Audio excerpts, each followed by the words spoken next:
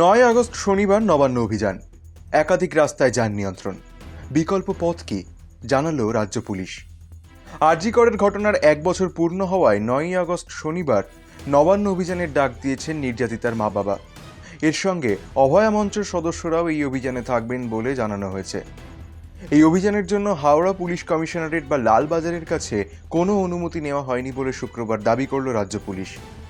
নবান্ন অভিযানকে কেন্দ্র করে শনিবার বেশ কিছু রাস্তায় যান নিয়ন্ত্রণ।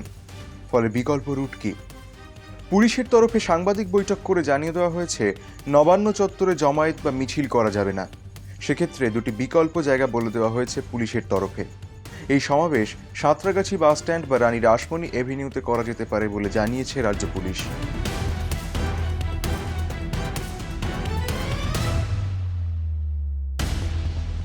হাইকোর্ট পরিষ্কারভাবে বলেছে, যে বিধিনিষেধ আরোপ করবে প্রশাসন, সেটা যদি কেউ ভঙ্গ করে পুলিশ প্রশাসন তার জন্য প্রয়োজনীয় আইনি ব্যবস্থা নেবে।